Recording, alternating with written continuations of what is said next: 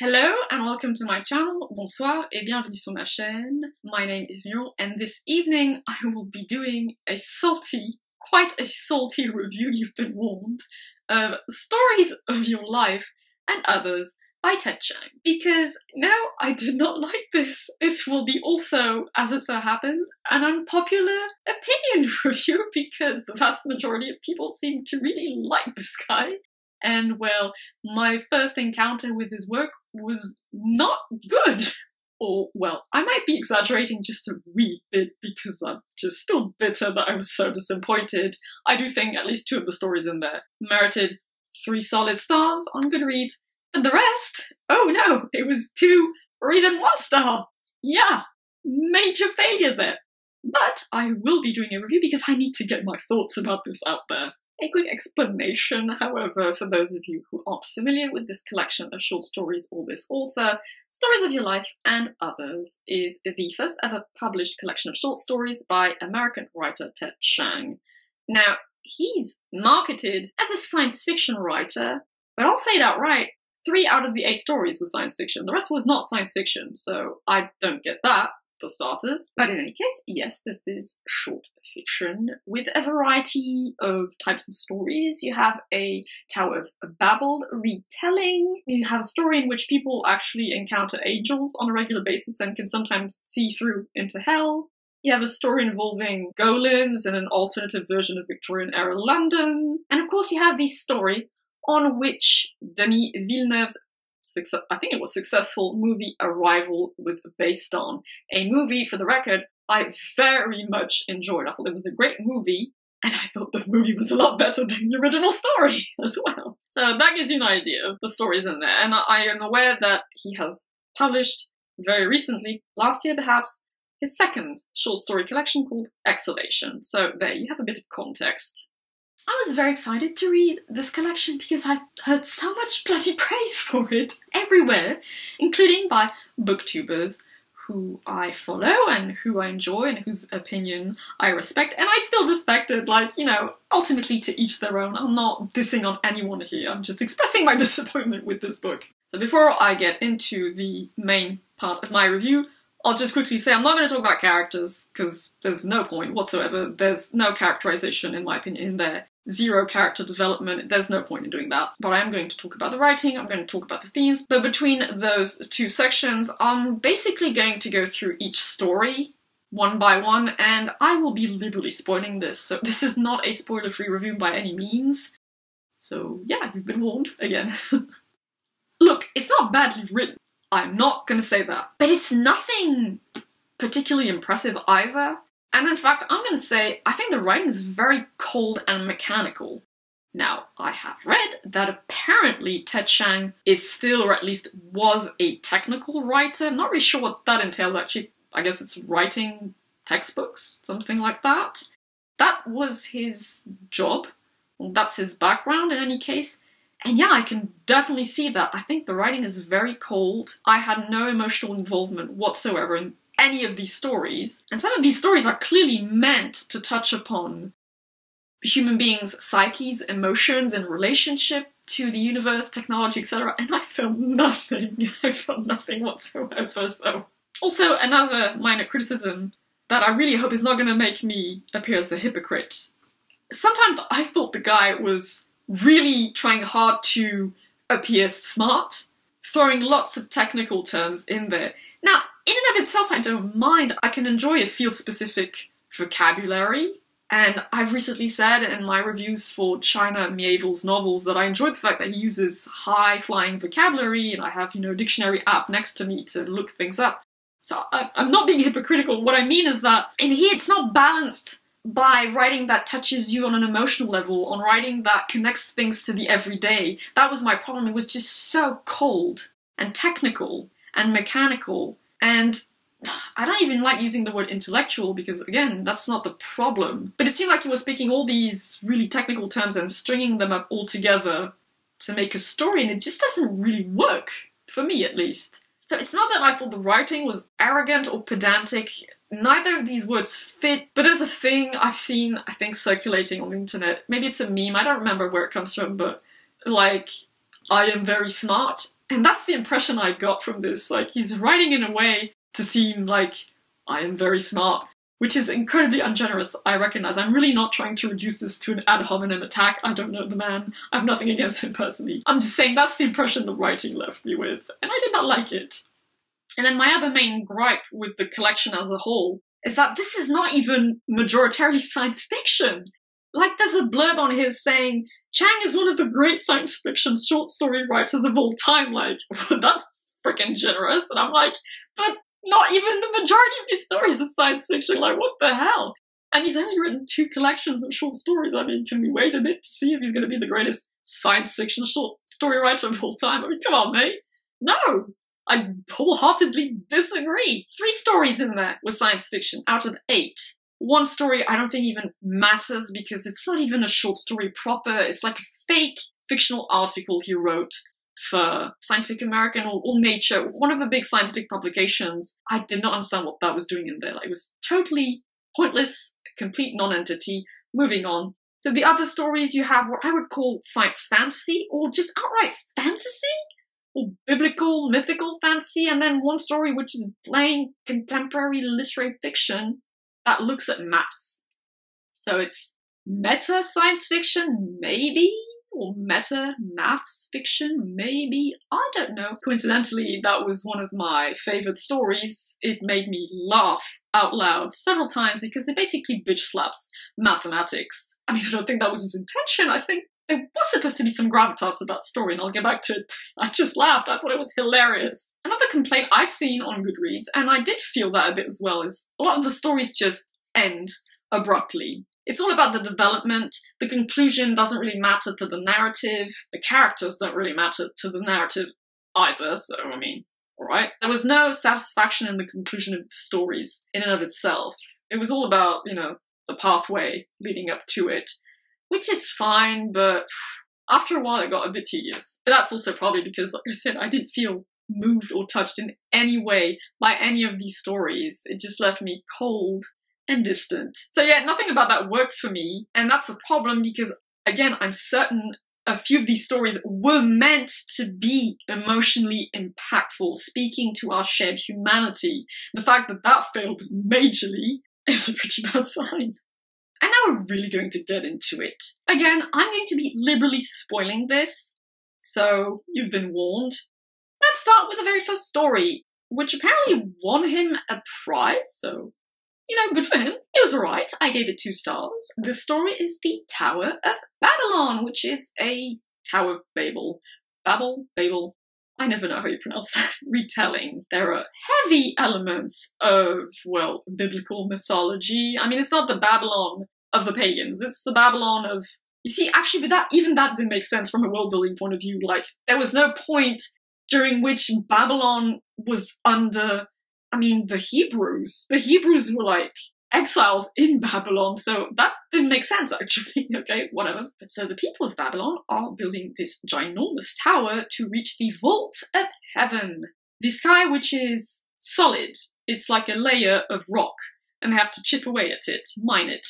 And they bring in workers from neighbouring countries around, you know, the Euphrates and the Tigris rivers. And okay, to be fair, the first 3/4 of the story were fairly engaging. Like, I mean, you get descriptions of the tower itself, and they tell you that people are living on the tower because it's so enormous, it's so high. It takes 4 months to get from the bottom to the top. Some people have decided to live there. I mean, the tower is thick enough and large enough to accommodate chambers inside of it because it's also hollow and there are chambers on different levels, and people farm on the tower. And it's even explained that at some point the tower goes beyond the level of the sun and moon, so people farm plants that grow downwards to get sunlight. That was very creative.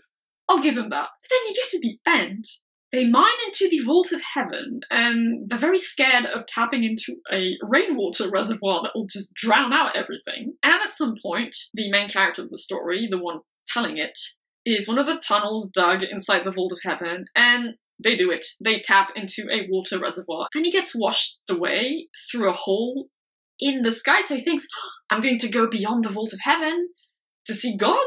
Because that's their idea, they want to reach heaven and God, right? And then he ends up emerging from a cave back down on the ground in the desert outside Babylon. So he concludes that the Earth, which hitherto they had thought was flat, actually has the shape of a cylinder seal. You know, these cylinder seals were what they used to imprint on clay tablets in ancient Mesopotamia. A cylinder seal. I'll admit, at first I thought it was funny. Funny though. Again, I don't think that's the reaction the author wanted to elicit in his readers. There is a bit of a deep message about human beings trying to apprehend God's creation and God letting them apprehend it by hiding it from them, and so there's an attempt at depth there. So that I thought was actually funny, like an Acme gag from Tex Avery, you know, like when the Roadrunner goes into a painted tunnel. That's what it reminded me of, like, oh, yeah, okay, it was funny. And the more I thought about it, the more it didn't make sense. Like, that just does not work. How? What? No, it can't be a cylinder. Like, it doesn't even make sense within its own story. So I gave it points for the first 3 quarters, the world building of the tower itself and the little communities that have sprung up on it. And for the giggles it gave me at the end, but I mean, ultimately that conclusion just does not make any sense if you think about it. And then you have the story titled Understand, which, let's be real here, is a massive rip-off of Flowers for Algernon. A beautiful book, by the way, I highly recommend it. I have it up there. That book was really, really good. It made me cry at the end. I mean, okay. Check that one out, honestly. It's much better than the story in there. Again, there were some interesting ideas. So you have this dude who had a traumatic accident, rendered him brain dead, and he receives a special therapy of specialized protein that repairs his brain, but it also has the side effect of making him more intelligent. And then he's enrolled in a study to get additional injections to see how far this can go. And so he reaches super intelligence because then he sneaks out his own dosage and he escapes from the researchers because the CIA gets interested, and so he becomes too intelligent for his own good, basically, and becomes obsessed with understanding the entirety of the universe, really, seeing a massive unifying pattern in everything in existence. He calls it the gestalt of this, of that. I haven't seen the word gestalt used this much since I read More Than Human by Theodore Sturgeon. To be honest, after I was like, yeah, alright, I get it.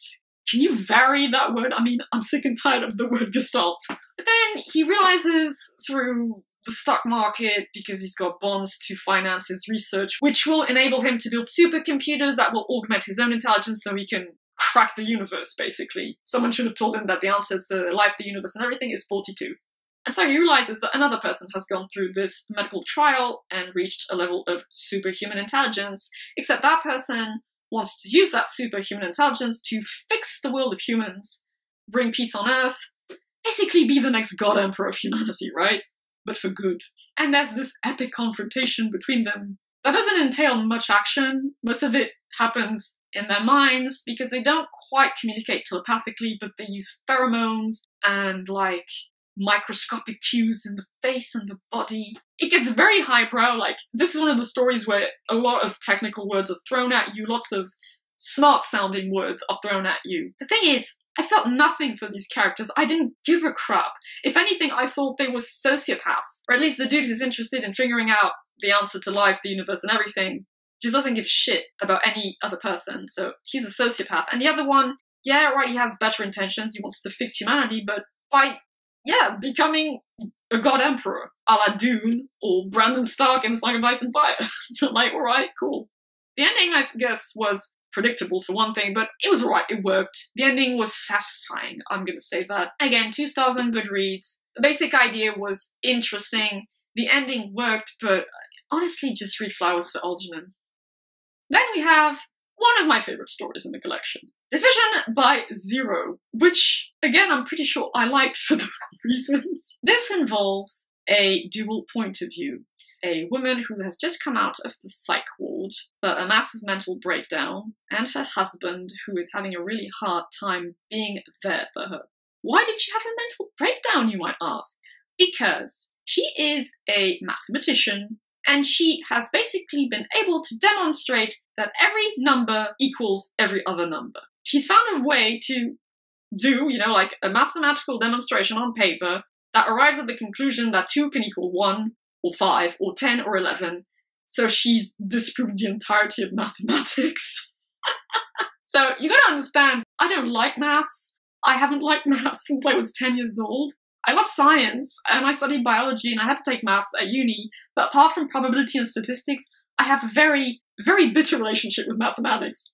So seeing it bitch slapped like that, saying, mathematics, you don't mean anything, I was like, laughing my head off. I thought it was hilarious. And like I said, I'm pretty sure the story is supposed to be tragic, because this woman has spent her life studying mathematics, finding beauty in the logic of numbers, etc. And her whole worldview comes crashing down because she's just proven that arithmetic is bullshit. It sends us spiraling into depression and onto the psych ward. I mean, it's tragic, but I was just laughing. And then you have the other tragic bit, which I just could not feel at all, is that her husband basically comes to the conclusion that he can't support her anymore. And he feels terrible because he realizes that he's fallen out of love with her right after her suicide attempt. I mean, yeah, it's sad, but I can feel any of it because you just don't feel anything for the characters. But I laughed my head off. Like, punch in the face of mathematics. Cool. Then we come to the story which most disappointed me out of the whole collection. Story of Your Life, on which, like I said, the movie Arrival is based. For those of you who aren't familiar with either the movie or the story, I mean, they do differ a bit in the setup. They're basically a species of aliens establish communication with human beings, except, of course, they have a hard time communicating with them, and so various governments around the world are trying to figure out how to talk to these aliens who are dubbed heptapods because they have 7 legs. They kind of look like squid-type things. Well, at least they did in the movie. I'm assuming that's what they're supposed to look like. And, of course, several linguists are involved with the military. One of them is the main character of the story, and she strikes up a relationship as well with her physicist colleague, and she realizes that the heptapods have 2 types of language. They have a spoken language with weird whale-type sounds, and a written language which involves symbols called logograms. They're like big circles with lots of little spokes going in lots of different directions. You could look up pictures from the movie to get an idea of what it looks like. And so she starts studying both of these languages because she realizes that they're not equivalent to one another. You can't just translate heptapod A, the spoken language, into heptapod B, the written language. The structures are different, and eventually she discovers that heptapod B is changing her awareness, her consciousness. The way it's written is very strange and complex because it's circular. There's no like word order. Even in that spoken language, there's no word order. But with these logograms, you can basically add whatever you want into it and retain meaning. I mean, I'm not going to try and explain this. It's actually fairly complex. But basically, she realizes that heptapods can perceive the future. The future, the past, the present is a whole that they live in. There's no linearity to their experience of time. They experience time in its totality, everything at once. And by deciphering the written language, it clicks something in her brain and she starts experiencing the future as well, as memories, as future memories. And in fact, during the story, she's recounting the life she will have with her future baby / daughter up until her daughter's death. So she knows that she's going to have a child, and that child is going to die before her when she's 25 years old. One of the big differences between the story and the movie, in the story, this goes alongside the story. I mean, you learn this very quickly on. What I think was done better in the movie is you learn this at the end. Why is this better? Because it didn't make any sense whatsoever in the story, I thought. The more I thought about it, and there's a whole discussion about free will, can you have free will if you perceive the future? And there's a couple of thought experiments in there about that subject, which were interesting to read about, sure. But it just doesn't work. It doesn't make any sense. It's like an extreme version of the Sapir-Whorf hypothesis. In fact, in the movie, the Sapir-Whorf hypothesis is mentioned by name. That's where I first heard of it, in fact. That by learning this heptapod B language, she's changing the way she thinks. I mean, not only that, she's changing the cognitive capacities of her brain because she can perceive the future up until her own death. That does make sense. But no, I mean, if you think about it, it's kind of ridiculous. It's a ridiculous idea that the heptapods are experiencing the future all at once, and so everything they do is a performance to confirm the future. It's a bit over the top, honestly. And yet that conclusion is in the movie as well, but it's at the end of the movie. You don't really have that much time to think about it too deeply. I mean, you can think about it after the movie, but it's only part of what makes the movie good. There's the emotional involvement, there's the urgency of trying to figure out the aliens' languages, there's the relationship with the aliens, because in the movie, the aliens actually come to Earth directly. In the story, they send like these fancy communicating mirrors down to Earth and the spaceships remain in orbit. As a whole, the movie works a lot better, and that fanciful bit about rewiring the brain to perceive the future is just dropped at the end. It still doesn't make much sense if you think about it for more than 10 minutes. But here it's present at the beginning of the story, so I'm thinking about how nonsensical it is for the entire duration of the story, and I feel nothing for the main characters because I thought, ironically, since he's going full throttle with the technical language, I thought he overdid it with like the maternal concern for her future daughter. It just didn't mesh together well at all.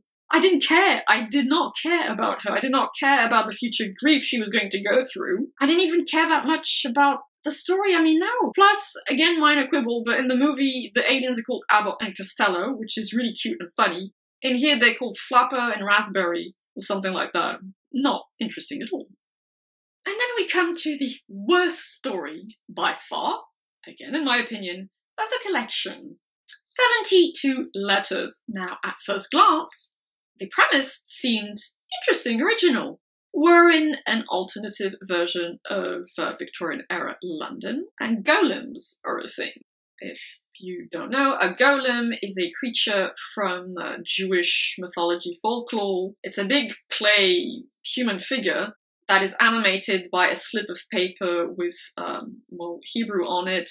That is, I think traditionally supposed to be put in the golem's mouth, but in here they put it in the slot at the back of the head. Anyway, that's a golem. So golems are a thing, but it's not strictly religious. It has become a science of automata, which is supposed to parallel AI, but yeah, it was a bit heavy-handed. I didn't really care for that bit anyway. And finding names for golems that will determine what activities they'll be able to perform, and how they'll be able to move, etc., has become a science. It's the science of nomenclature. Taxonomy for magically animated clay sculptures, so I guess it presupposes that God is real, because supposedly he's animating the golems via the Hebrew on paper. It had a bit of a initial vibe of, steampunkish, gothic, fantasy. Still, fancy.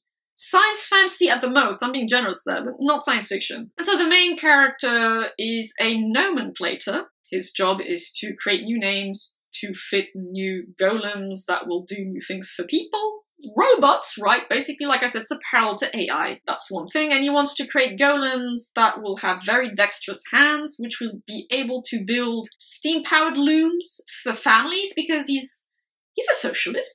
He's concerned about the rising exploitation of workers in factories. And so one of his solutions is to scale back down production by giving fancy powered machines to smaller communities, even families, to rejuvenate like family-held businesses and not massive corporations of the bourgeoisie that exploit workers. So he's got very good intentions, like kudos for that. And he gets recruited by noblemen associated with the Royal Society, brings them to a basement lab, and they take a look at big tanks in which are homunculi. Homunculi being sperm cells. Yes, sperm cells. Now, I was aware of this. Maybe you are, maybe you aren't.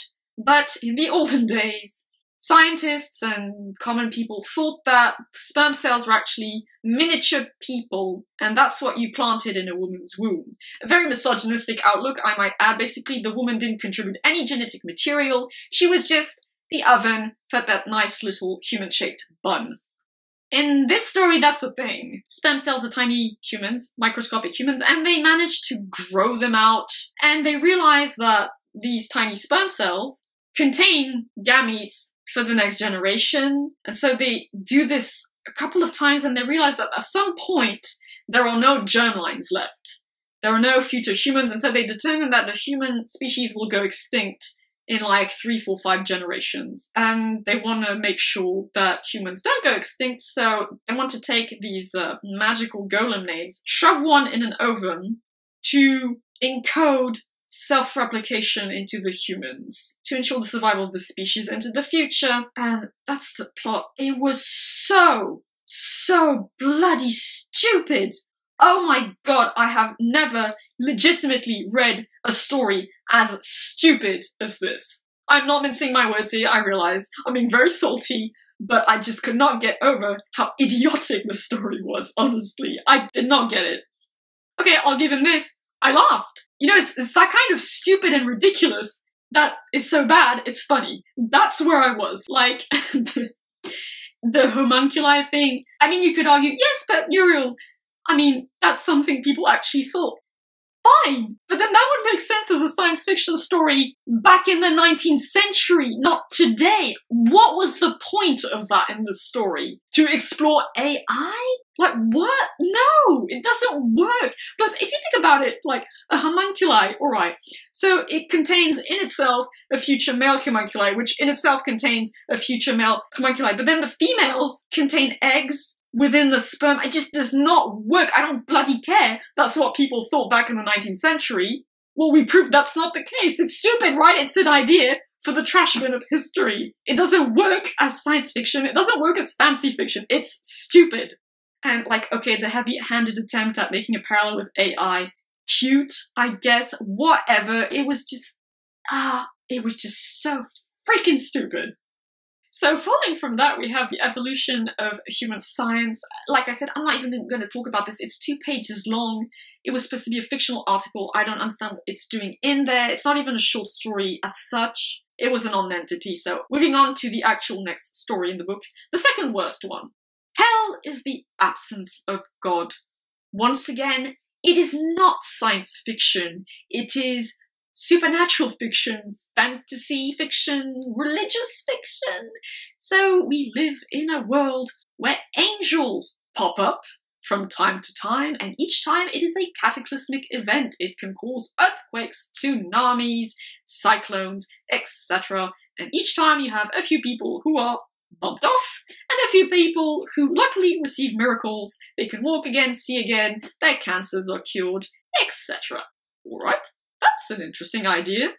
Though, again, it's been done before, it's not that original. And also, people actually know that there is a heaven and there is a hell. Hell is not that bad, though. They say that hell is like the mortal plane. It's just that you don't feel God's presence or love in hell.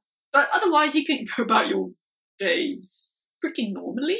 And sometimes there are holes that appear in the ground that lets you see into hell, and you see people milling about, minding their own business. They don't seem that depressed or tortured or I don't know. And heaven, on the other hand, is a magical, mystical realm where you can feel God's love, eternal embrace, presence, ecstasy, etc., etc. I don't know if Mr. Chiang is religious or if he's an atheist who has recently divorced from religion and is wondering a lot about these subjects. More power to him if that's what interests him. I myself am very much interested in religion, or at least comparative religion and comparative mythology, especially pagan religion and mythology. I'm not that keen on the Abrahamic religions in general. I've stated so before. I just don't really care, especially since the conclusion of this story is absolutely pointless. Pointless, nonsensical. What did I waste my time on? Because the main character of the story just lost his wife, the love of his life, when an angel appeared because it made all the windows in the restaurant or coffee shop she was sitting in explode, and she got blasted and died. And so he's very bitter because he wonders how God could have allowed such a thing. But he knows for a fact that his wife ascended to heaven. And he knows that if he doesn't turn to God, if he doesn't feel devotion to God, he himself will not go to heaven, he will go to hell and be forever separated from his wife's soul. To make a long story short, he seeks out an angelic apparition because apparently if you witness an angel, it'll in all probability blow your brains out. That makes sense. That's a thing. Like, seeing angels or seeing God's light is supposed to make you insane or make you die on the spot in sheer ecstasy, so fair enough, there's precedent for that in folklore, in literature, in theology. And so, presumably, he will die, but die whilst witnessing angelic/heavenly light, which will instantaneously make him into a devoted believer, and that will give him access to heaven. So basically he's trying to kill himself, but in a way that will ensure he rejoins his wife's soul in heaven. And that's exactly what happens. But here's the kicker. It says in the story that he starts ascending to heaven, only to be chucked straight into hell. And it concludes by saying that, well, now he's in hell, and he'll never be with his wife Sarah again, and he's very sad about that, but what's truly devastating to him is that he will forever be separated from God's grace, from God's love, presence, etc. So, what was the point of this story?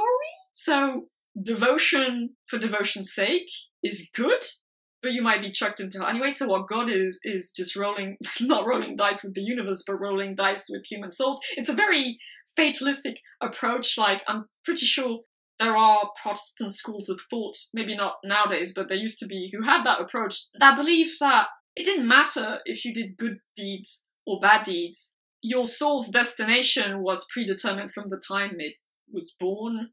So that's that. Alright, what's the freaking point? What's the freaking point? You should believe in God. You shouldn't believe in God. Like, what's the message? Is there supposed to be a message? In any case, it's not freaking science fiction. It's stupid, pointless theological fiction. Whoopie freaking do. And once again, it's not that original to have angels F shit up. It's not. Go back to your Bible. Angels are supposed to be freaking terrifying. They're not nice, fluffy little winged cherubs there to sit on your shoulder and make you feel better about your life. They're terrifying, majestic, righteous creatures of divine retribution and justice. Like, to quote the great Dean Winchester, angels are dicks. They're not nice. They don't care. They only care about humans because God tells them to. And remember, Satan was an angel because he said, you know what, I don't give a single sorry sod about human beings. I'm going to do things my own way. And for that, he was chucked out of heaven. And so, yeah, angels are supposed to be terrifying creatures that will burn your eyes out of your sockets if you lay eyes on them, and will destroy shit if they come to Earth. Like, watch Supernatural. Honestly, that's my recommendation. Supernatural is very funny, is very silly, but they get angels right. I will give them that. And the final story, which, in my opinion, once again, this is all my opinion, of course, was the best story. Liking What You See, a documentary. The format of this short story is basically a series of interviews with students, professors, a neuroscientist, a couple of political activists, around the subject of kaliagnosia. Kaliagnosia is the inability to perceive physical beauty. Indeed, scientists have figured out how to activate very precisely some specific regions of the brain, and they use this for various therapies, but also they've isolated the region of the brain that controls the perception of physical beauty in other human beings based on research, etc. And this story was fairly science-based, to be honest, in certain respects. Like, it mentions facial symmetry, for example, which is something that has been shown to correlate with beauty in every single human culture on Earth. So there is actual science in this science fiction story. And so they've come up with a device that switches this part of the brain on and off, and that can provoke kaliagnosia. And you've got several different perspectives. You've got a young woman who grew up with that, but then has it turned off once she turns 18. And you've got a group of student activists who want to make it mandatory for university students and university professors to undergo this procedure because they deem it necessary to ensure true equality among people. They mention sexism, racism. To them, one of the big unaddressed injustices of society is lookism, discriminating based on physical beauty. And so it's a back and forth between different points of view on the merits of being pro that measure or against that measure, and there are lots of arguments thrown around. Perceiving beauty is discriminatory, and you would concentrate more on the inner value of a person if you can perceive them as beautiful or ugly. Other people say no, it requires maturity to be able to perceive differences and recognize that they don't matter. So that's what it's about, really. And you've got arguments from a neuroscientist, like I said, who explains how the procedure works. And then you have interventions by, like, beauty industries and astroturfing groups, because obviously this would be very threatening to the beauty industry. It's said that in this version of the near future, like, cosmetic surgery has really amped up, and very young people are going through more and more extreme procedures. So it's very topical. I thought it did have a lot of food for thought. I personally would not want to switch off an appreciation of physical beauty because, well, for one thing, we do not have that control on pieces of the brain, and I'm in agreement with the approach that you should be able to perceive it, but recognize that you shouldn't judge a person's moral value and moral worth on that alone. Anyway, but I did appreciate also, like, the characterization of students SJW types, students who just take the piss out of it. It's very realistic, I guess is my point. It reflects current university culture, at least in the Anglo-Saxon world, at least to the best of my knowledge. It's topical, it's realistic, it makes you think. That was a solid story. Recognizing the themes in this collection wasn't so hard, though, once again, I wasn't really involved in the majority of the story, so I didn't feel much of anything. The main theme, I think, is human beings' relationship to the universe. And I admit it's pretty vague, it's pretty broad.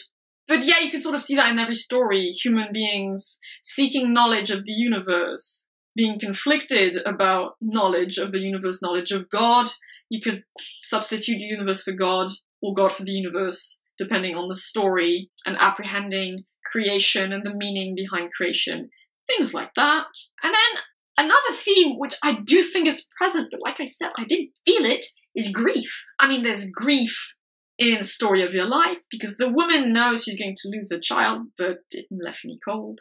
There's grief at not being able to apprehend the totality of God's presence on earth, and like the Tower of Babylon, or hell is an absence of God. And then there's grief for the main character of that story, for his dead wife. You have the grief over a failed marriage, or I mean, maybe not failed, that's a bit harsh, but just an ending marriage in division by zero, because the man realizes he's fallen out of love of his wife when she probably needs him the most. But once again, like I said, I didn't feel anything for these characters. I will say I think the oddball is the last story, Liking What You See, because it's kind of doing its own thing. It's just about that very specific subject, which has a lot of potential ramifications. It doesn't really fit in with grief or seeking knowledge and meaning in the universe / God. But I mean, I thought it was good, so it doesn't really matter. And that concludes my very salty rant / unpopular opinion review of Stories of Your Life and Others by Ted Chiang. I do realise I'm in the minority here, so if you've read this collection, if you're a Ted Chiang fan, please do share why you think he's so amazing. I honestly do not understand the hype and the heaps upon heaps of praise he's received by the media, by other authors, by readers. I do not get it, but I'd most definitely be interested to know why it works for you. And like I said, I know that there is a second short story collection he's published called Exhalation. I'm definitely not keen on trying it out based on this first experience, but I once again am open-minded enough to be persuaded otherwise. I hope you're all doing well. I wish you all a very lovely day or evening, and I shall see you very soon in another video. Bye bye!